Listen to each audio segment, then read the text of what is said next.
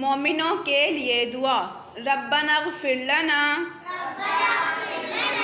وَلِإِخْوَانِنَا الَّذِينَ سَبَقُونَا بِالْإِيمَانِ وَلَا تَجْعَلْ فِي قُلُوبِنَا غِلًّا لِلَّذِينَ آمَنُوا رَبَّنَا إِنَّكَ رؤوف الرحیم۔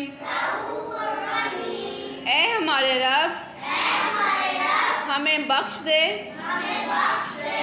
اور ہمارے ان بھائیوں کو جو ہم سے پہلے ایمان لا چکے ہیں اور ایمانداروں کی طرف سے ہمارے دل میں کینہ اور دشمنی نہ ڈال۔ اے ہمارے رب بے شک تو شفقت اور مہربانی کرنے والا ہے۔